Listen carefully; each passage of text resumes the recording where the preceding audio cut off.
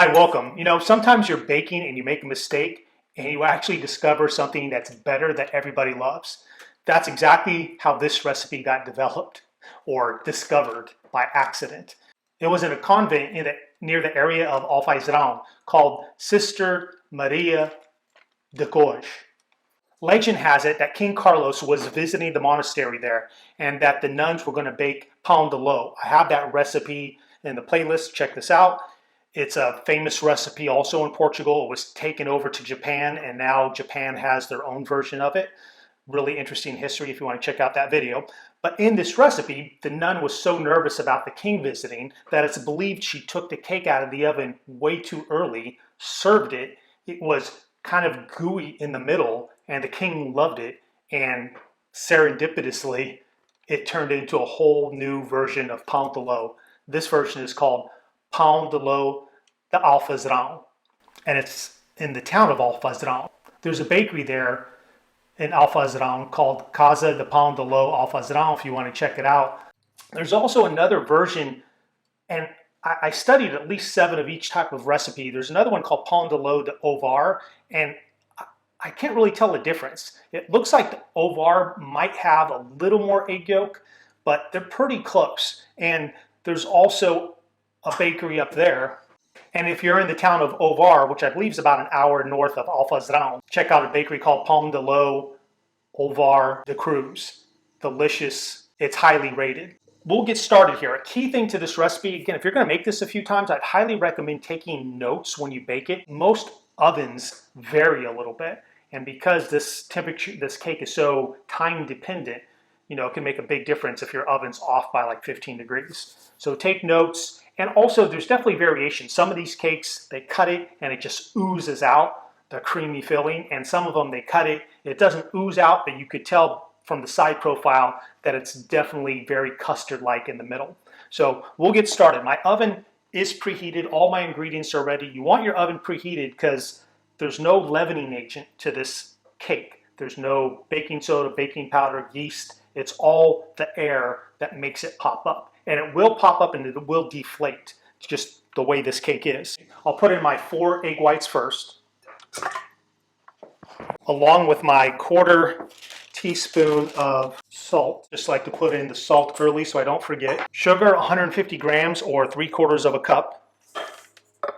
Now I'm going to blend this at pretty high speed for about 5 minutes. If you're doing this by hand, you're probably going to have to hand whisk it for at least 15 minutes. Again, you really want this to be light and airy.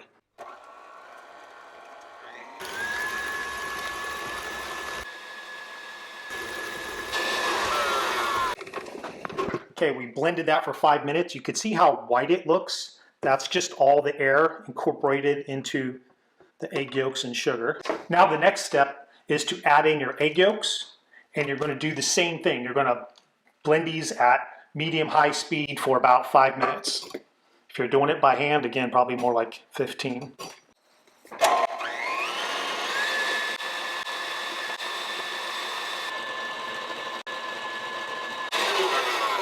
Okay, that's been going for about 5 minutes. Again, you can see how creamy white it is. It's probably tripled in volume.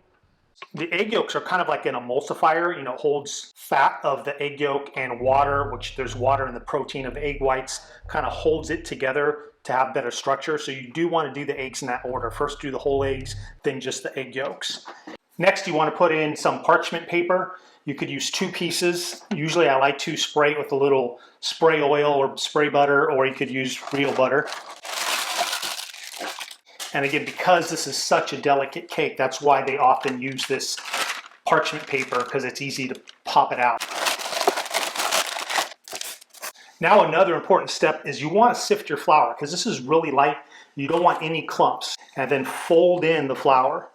You just want to get it incorporated so it's kind of blended, but you definitely don't want to work this batter too much. I'm using 75 grams of flour, or about a 1/2 cup, plus about 2 teaspoons of flour. Just a little over a 1/2 cup. Now it's going to go right into the preheated oven. All right, the cake's going to bake in the oven at 430 degrees Fahrenheit for about 8 to 10 minutes. Most cakes, you're baking to an internal temperature of 190 to 210. This cake I like to bake to a temperature of about 165. That's the temperature that eggs are safe to eat. You're going to get some protein coagulation or denaturing from the eggs that are in there, but not a whole lot. The eggs don't firmly denature and set until they're closer to about 175. And also the starches begin to gelatinize, the starches in the flour, around 140, 150. So, and they're probably fully gelatinized at 180. So it's right in that stage where things are firming up, but not fully set. And that's kind of what you're looking for. The cake has been in the oven for about 10 minutes. You could see it's still really wiggly. It's setting up kind of on the side. Okay, I just took it out of the oven.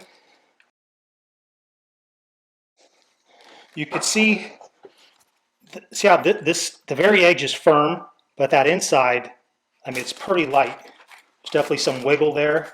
And we'll let this cool down for at least 30 minutes to an hour and then pull it out and cut into it. But you definitely want to let it settle down. It's going to sink.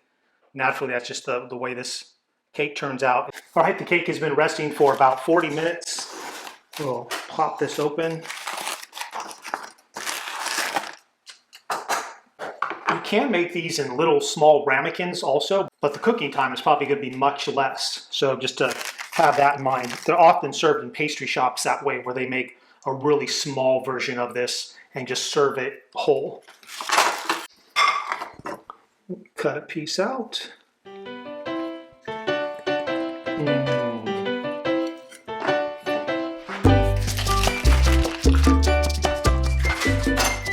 This is something that takes some practice to get the desired amount of custard-like middle that you want. So go out and cook Pao-de-Ló Alfeizerao and go cook for someone you love.